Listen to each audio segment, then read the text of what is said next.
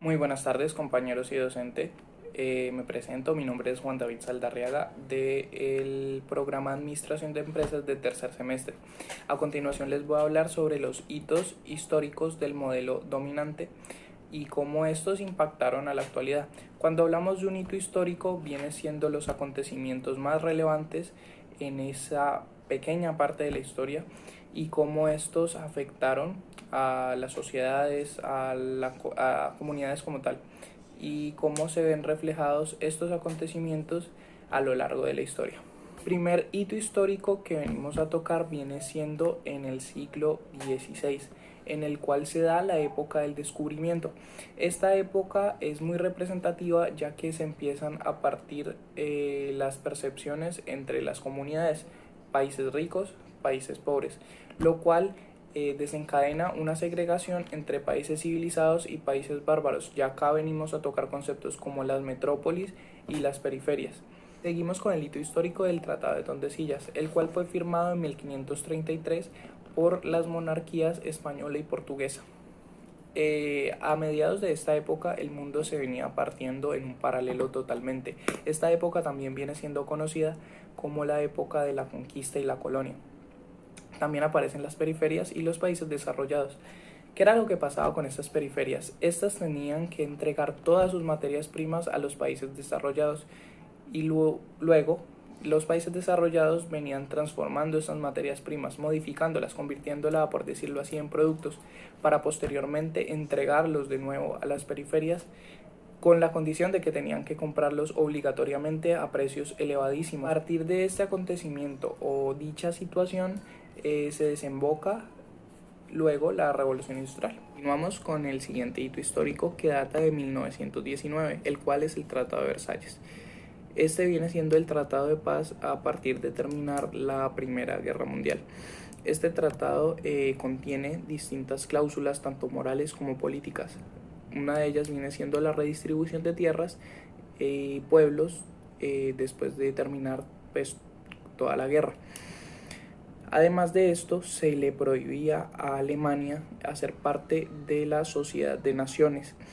Sumado a esto también, Alemania tenía que hacerse cargo de distintos daños y distintas pérdidas de los países afectados por la guerra, pese a todo el problema. Sin embargo, en este hito histórico, muchos países no siguieron las recomendaciones y las normas establecidas y pese a esto siguieron explotando distintas sociedades y poblaciones sin importar lo que había pasado.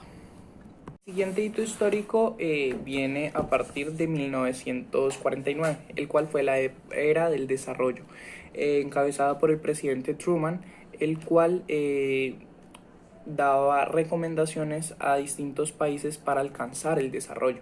Aquí ya vemos el desarrollo como un área en la cual los países deben ir avanzando poco a poco, ya que los países desarrollados eran los que más tenían, los que mejor acogían a sus sociedades, los que mejor calidad de vida tenían, etc. Entonces por eso el presidente Truman quería dar distintos puntos de vista para alcanzar un buen desarrollo, como en los países de Occidente en ese entonces. Entonces aquí ya veíamos el desarrollo como algo bastante prometedor para distintos países y prácticamente iba modelando la realidad de cada uno. Aquí ya vemos términos como el desarrollo, los países desarrollados totalmente, que eran los que, como dije anteriormente, más tenían mejores calidades de vida, daban y mejores estrategias, mejores economías, mejores controles tenían, mientras que los países subdesarrollados iban en camino a esta faceta. Continuamos con la época del despegue, que data de 1960, encabezada por el pensador Rustung, el cual también daba distintos métodos, pautas o recomendaciones para los países menos desarrollados para que estos pudieran ir en camino a un desarrollo óptimo. Aquí vemos cómo entra el término país tercermundista o país de primer mundo. El país de primer mundo pues vienen siendo los países desarrollados y los tercermundistas los que van en camino al desarrollo.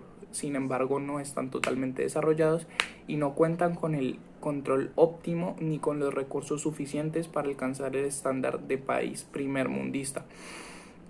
En este caso, se dice que a los países tercermundistas se les debe dotar con ayuda de capital, pero sin embargo, si estos no tienen la capacidad de acumular capital, de hacerlo rotar y crear las suficientes inversiones productivas, ellos no pueden alcanzar los estándares hacia un país totalmente productivo y desarrollado. Se dice que para que un país logre ser primermundista o para que un país logre encabezar ese camino, tiene que tener una alta productividad, unos mercados bastante sólidos y un control, una estabilidad política bastante alta. En este caso, los pensamientos de la gente que esté incluida en ese país también influye mucho, porque no es la misma mentalidad la de un primermundista que de un tercermundista, ya que son distintos métodos de control político y distintas maneras de ver las situaciones. Pasamos a ver en el 2003 cómo el Banco Mundial saca distintos puntos de comparación entre los países desarrollados y los países subdesarrollados. Los puntos de comparación en este caso vienen siendo en aspectos como la educación, en aspectos como la salud y la calidad de vida que se tiene en cada uno de estos países.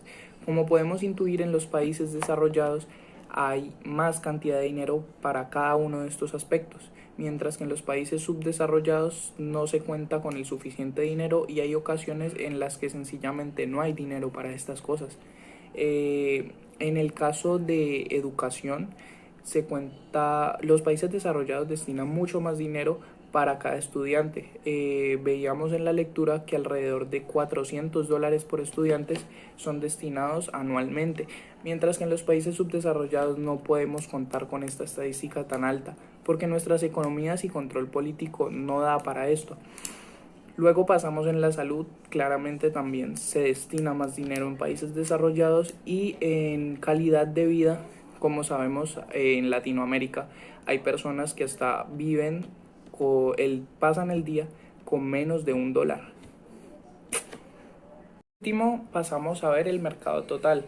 El mercado total es la situación en la cual todo se compra y todo se vende, y donde se empiezan a privatizar los bienes en una sociedad. Como sabemos, un bien privado es el que requiere dinero para acceder a él. No es como un bien público que viene siendo una especie de derecho a la sociedad. No, viene siendo todo lo contrario. En este caso, podemos ver que con la privatización de los bienes se da un auge al monopolio y al control de una economía totalmente. Por último, y para concluir, podemos decir que a lo largo de toda la historia siempre se ha buscado un desarrollo, pese a que el desarrollo siempre nos ha brindado oportunidades increíbles, tanto económicas como políticas.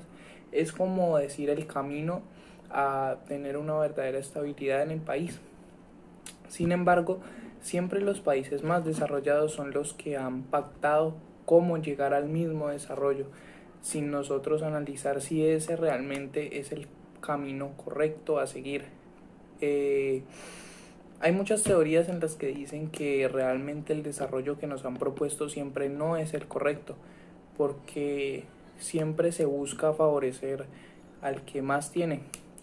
Siempre hemos estado en una sociedad en la cual muchos países favorecen a uno solo, mientras que los países que más tienen nunca piensan en favorecer a todos. Entonces esa viene siendo la reflexión, si en realidad estamos haciendo lo correcto para llegar a un modelo realmente estable. Y nada, muchas gracias.